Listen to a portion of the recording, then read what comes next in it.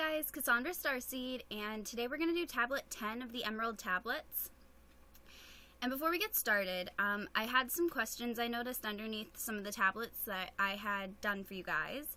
So I want to answer some of your questions, and I pulled up an article that I want to read to you to kind of summarize some of the information so that you understand where it comes from. Okay.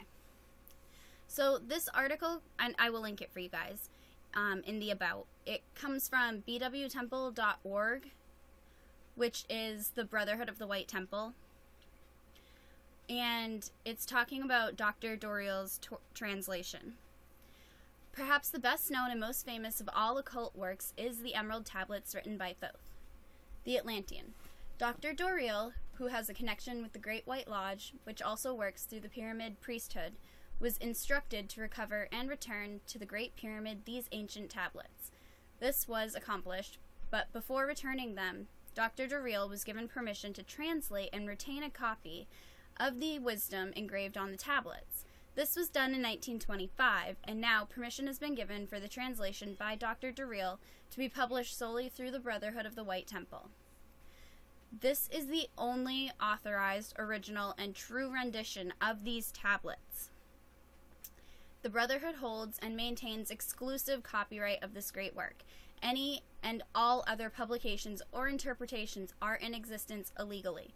No other individual or group has been given permission or authorization from the Brotherhood to publish their pirated works.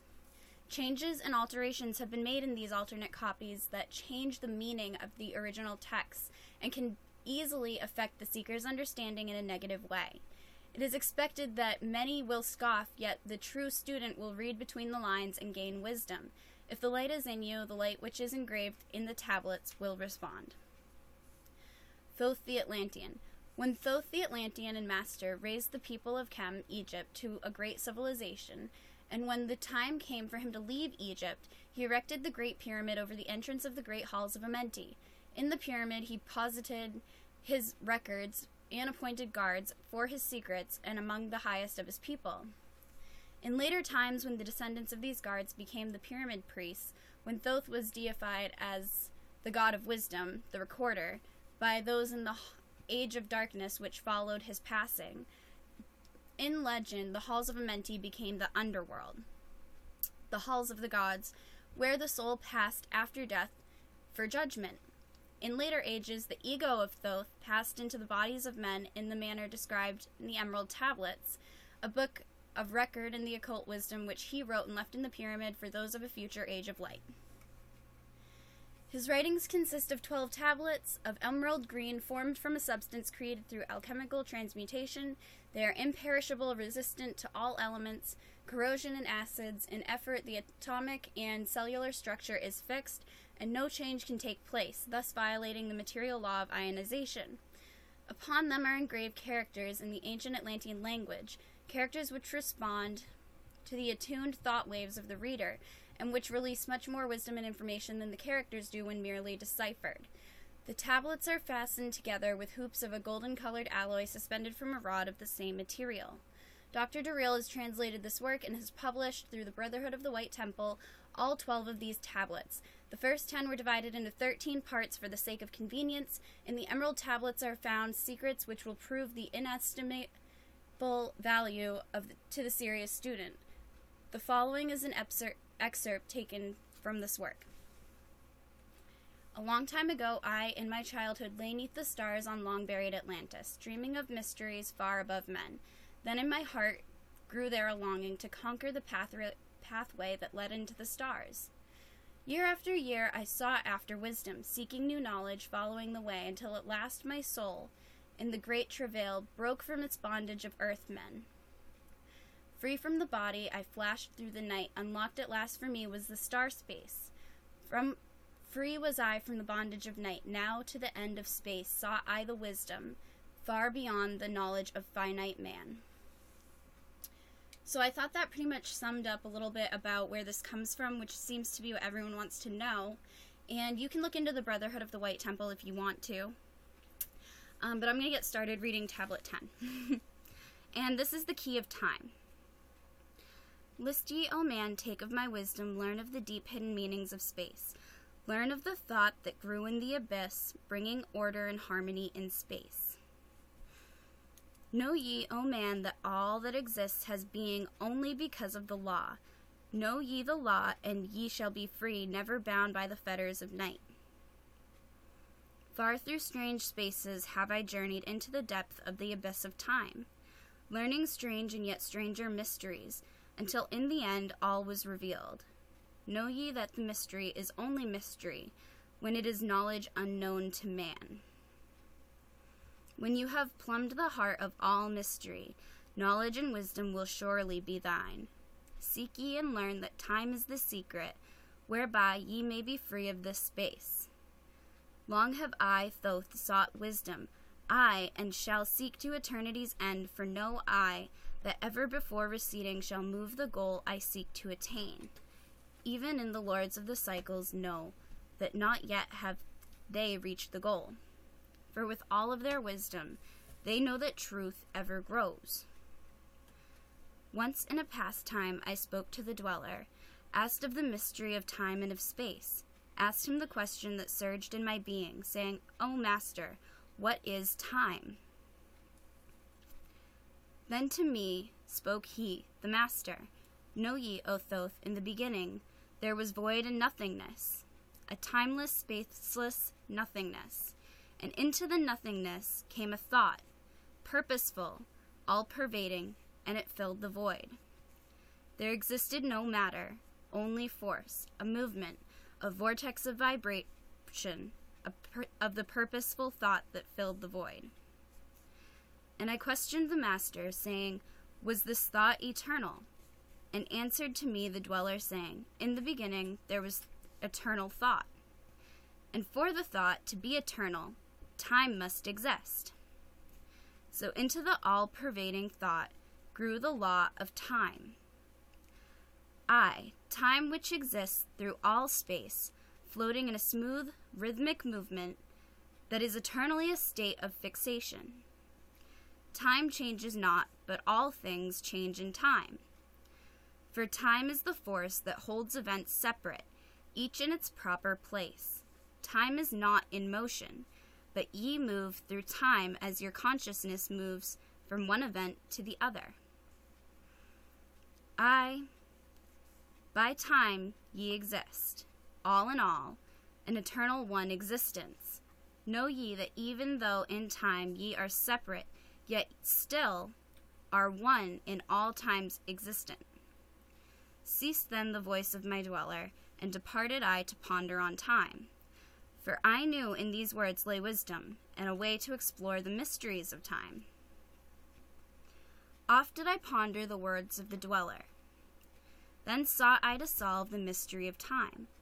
Found I that time moves through strange angles, yet only by curves could I hope to attain the key that would give me access to the time-space. Found I that only by moving upward, and yet again by moving rightward, could I be free from the time of this movement. Forth I came out of my body, moved in movements that changed me in time. Strange were the sights that I saw in my journeys, many the mysteries that opened to view. Saw I man's beginning, learned the past, that nothing is new. Seek ye, O man, to learn the pathway that leads through spaces that are formed. Forget not, O man, with all thy seeking, that light is the goal ye shall seek to attain. Search ye forever the light on the pathway, and ever for thee the goal shall endure. Let not thine heart turn ever to darkness. Light let thine soul be, a sun on the way. Know ye that in the eternal brightness ye shall ever find thy soul hidden the light, never fettered by bondage to darkness, ever it shines forth a sun in the light. I know through hidden in the darkness your soul a spark of the true flame exists. Be ye one with the greatest of all lights. Find at the source the end of thy goal. Light is life, for without the great light nothing can ever exist. Know ye that in all formed matter, the heart of light always exists. I, even though bound in darkness, inherent light always exists.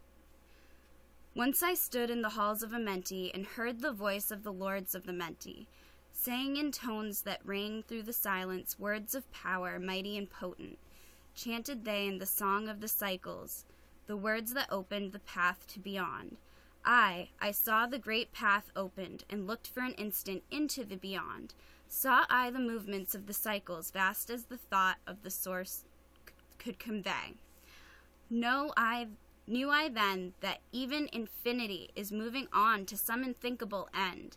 Saw I that the cosmos is order, and a part of the movement that extends to all space, a part of an order of orders, constantly moving in a harmony of space. Saw I the wheeling cycles like vast circles across the sky. Knew I then that all has being is growing to meet yet other beings in a far-off grouping of space and of time. Knew I then that the words are power to open the planes that are hidden from man. That even in words lies hidden the key that will open above and below. Hark ye now, man, this word I leave with thee. Use it, and ye shall find power in its sound. Say ye the word, 𝒯🂀, and power ye shall find.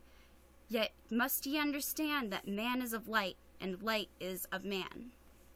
List ye, O man, and hear a mystery, stranger than all that lies 'neath the sun. Know ye, O man, that all space is filled by worlds within worlds, one within the other, yet separate by law. Once in my search for deep-buried wisdom, I opened the door that bars them from man. Called I from other planes of being, one who was fairer than the daughters of men. I called her from out of the spaces to shine as a light in the world of men. Used I the drum of the serpent, wore I the robe of purple and gold, placed on my head I the crown of silver, around me the circle of cinnabar shone. Raised I my arms and cried the invocation that opens the path to the plains beyond, cried to the lords of the signs in their houses, lords of the two horizons, watchers of the treble gates, stand ye one at the right and one at the left, as the star rises to his throne and rules over his sign.